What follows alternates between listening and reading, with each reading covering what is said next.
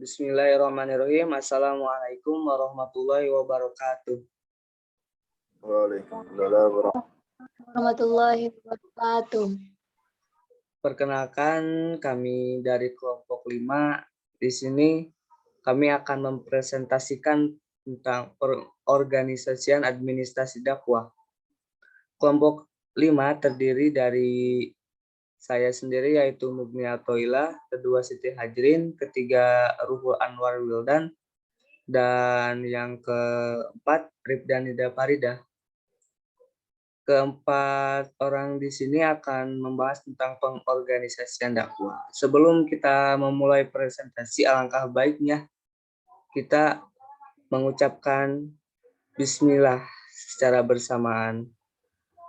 Bismillahirrahmanirrahim. Untuk mempersingkat waktu, mari kita mulai saja pada presentasi kali ini, yang mana pembawaan materi yang pertama akan dibacakan oleh Saudari Rifdan Nida Farida. Kepadanya kami persilahkan.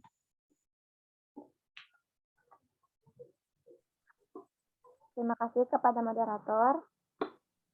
Ini saya akan membacakan pengertian administrasi. Administrasi ialah proses penyelenggaraan kerja yang dilakukan bersama-sama untuk mencapai tujuan yang telah ditetapkan. Administrasi, baik dalam pengertian luas maupun sempit, di dalam penyelenggaraannya diwujudkan melalui fungsi-fungsi manajemen yang terdiri dari perencanaan, pengorganisasian, pelaksanaan, dan pengawasan. Jadi administrasi adalah penyelenggaraannya dan manajemen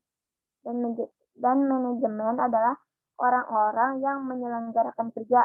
Maka kombinasi dari keduanya adalah penyelenggaraan kerja yang dilakukan oleh orang-orang secara bersama-sama atau bekerja sama untuk mencapai tujuan yang telah ditetapkan.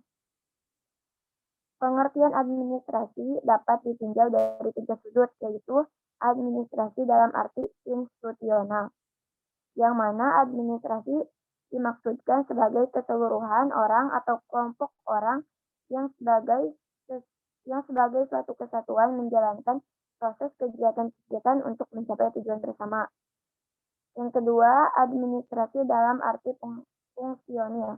Yang dimaksud fungsional ialah segala kegiatan dan tindakan yang dilakukan untuk mencapai tujuan, atau termasuk juga di dalamnya tindakan untuk menentukan tujuan itu sendiri, atau dengan kata lain bersifat melihat ke depan.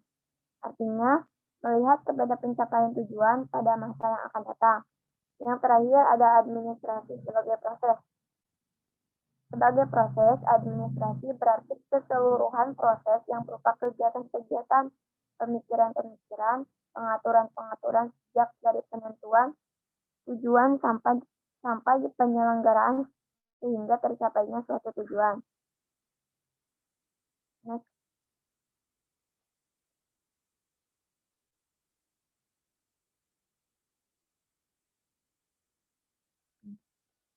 Yang selanjutnya ada pengertian dakwah. Dalam bahasa Arab, dakwah atau dakwatun biasa digunakan untuk arti-arti undangan, ajakan, dan seruan yang kesemua menunjukkan adanya komunikasi antara dua pihak dan upaya mempengaruhi pihak lain untuk keberhasilan undangan. Ajakan atau seruan adalah manakala pihak kedua, yakni yang diundang atau diajak, memberikan respon positif, yaitu mau datang dan memenuhi undangan itu.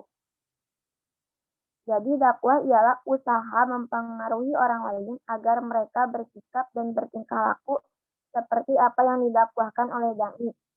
Setiap dai agama pun pasti berusaha mempengaruhi orang lain agar mereka bersikap dan bertingkah laku sesuai dengan agama mereka. Dengan demikian, pengertian dakwah Islam adalah upaya mempengaruhi orang lain agar mereka bersikap dan bertingkah laku Islami. Sebagai perbuatan atau aktivitas, dakwah adalah peristiwa komunikasi di mana dai menyampaikan pesan melalui lambang-lambang pada mad'u, dan mad'u menerima pesan itu, mengolahnya, dan kemudian meresponnya. Jadi proses saling mempengaruhi antara dai dan mad'u adalah merupakan peristiwa mental dengan mengacu pada pengertian psikologi, maka dapat dirumuskan bahwa psikologi dakwah ialah ilmu yang berusaha menguraikan, meramalkan, dan mengendalikan tingkah laku manusia yang terkait dalam proses dakwah. Adapun tujuan dari dakwah adalah yang pertama untuk menumbuhkan pengertian, yang kedua kesadaran, ketiga penghayatan, keempat pengalaman ajaran agama yang dibawakan oleh aparat dakwah dan atau dai. Next.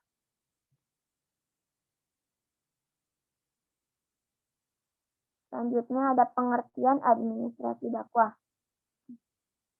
Administrasi dakwah yaitu suatu kegiatan atau usaha untuk membantu, melayani, mengarahkan atau mengatur semua kegiatan di dalam mencapai suatu tujuan. Yang di dalamnya ada upaya untuk mengajak atau menyeru orang pada jalan kebaikan atau jalan yang benar, yaitu agama Islam. Sekian yang dapat saya sampaikan, saya kembalikan kepada moderator. Baik, terima kasih kepada Saudari Rida Faridah yang telah memaparkan materinya. Materi selanjutnya akan dibacakan oleh Saudari Siti Hadrin. Kepadanya kami persilahkan.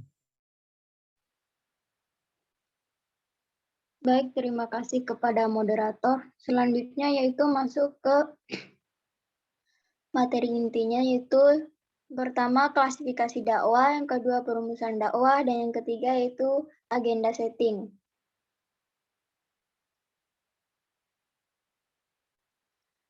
Klasifikasi masalah, kualifikasi dan kompetisi SDM bidang perkantoran.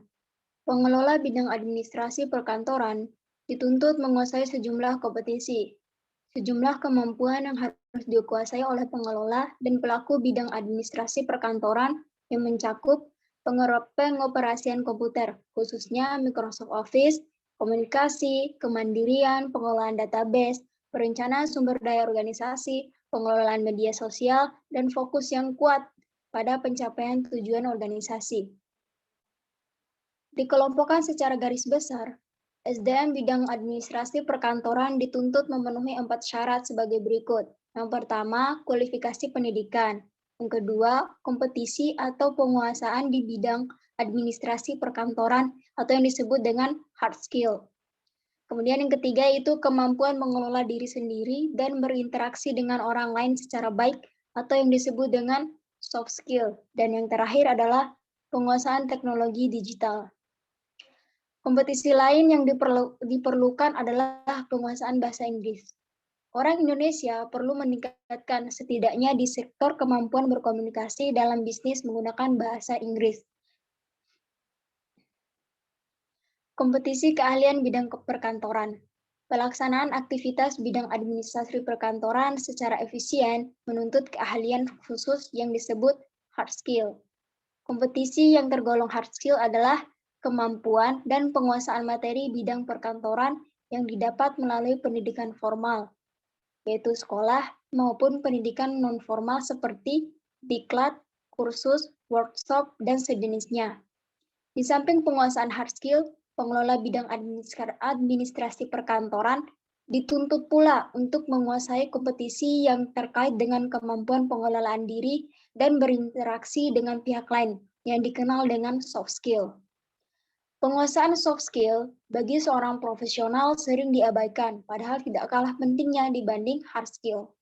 Penguasaan keahlian bidang perkantoran saja tidak menjamin perkembangannya karir seseorang jika yang bersangkutan tidak memiliki sifat-sifat positif sebagai seorang profesional. Indikator penentu citra pegawai atau pekerja kantor adalah kompetisi yang dimiliki, kemampuan untuk menerapkan pengetahuan, keterampilan, dan pemecahan masalah. Kemampuan soft skill pekerja kantor memang lebih banyak tersembunyi. Keahlian yang dimiliki tidak nampak secara langsung. Selanjutnya,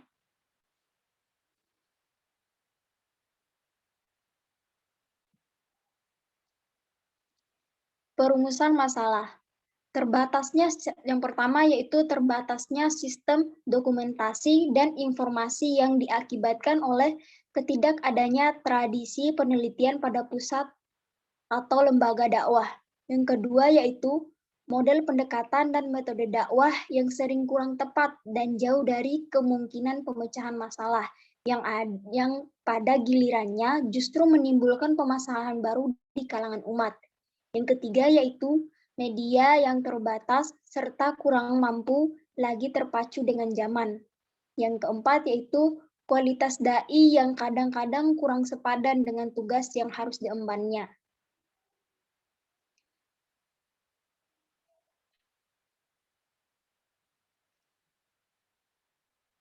Selanjutnya saya kembalikan ke moderator. Baik, terima kasih kepada Saudari Hadrin atas pemaparan materinya yang telah dibacakan barusan. Selanjutnya pemateri yang terakhir akan dibacakan oleh Saudara Ruhul Anwar Wildan Ramadan. Kepadanya kami persilakan.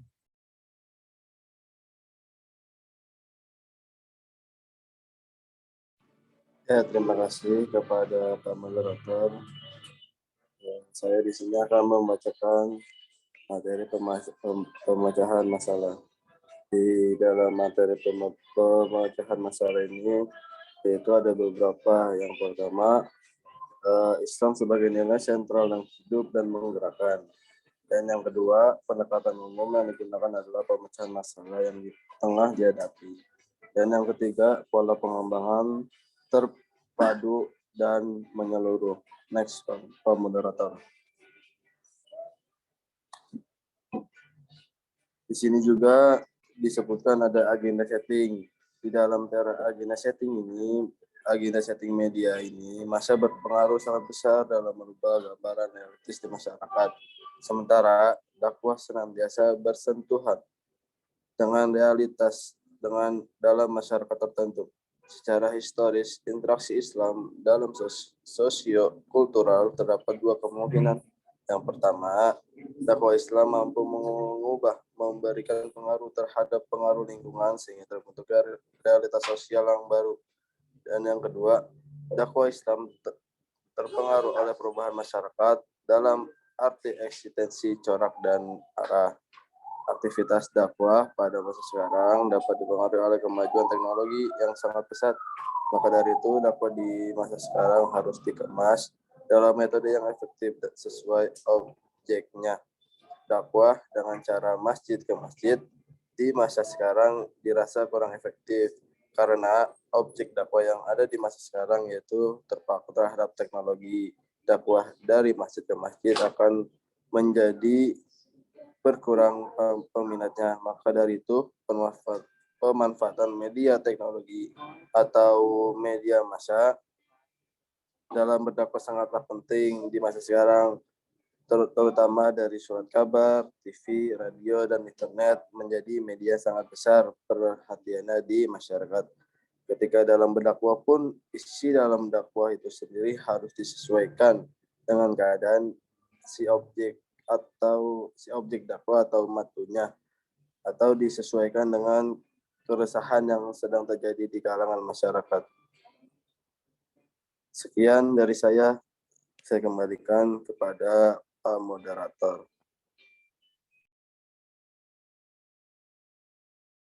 Baik, terima kasih untuk Saudara Ruhul Anwar Wildan yang telah memaparkan materinya. Mungkin cukup sekian pemaparan materi dari kelompok 5 kali ini. Mohon maaf apabila ada kesalahan dalam penuturan kata atau penulisan kalimat. Dan mohon dimaafkan yang sebesar-besarnya. Untuk menutup presentasi kali ini, mari kita ucapkan alhamdulillah secara bersama-sama. Alhamdulillahirabbil alamin. Saya sebagai moderator undur diri. Terima kasih. Wassalamualaikum warahmatullahi wabarakatuh. Waalaikumsalam warahmatullahi wabarakatuh.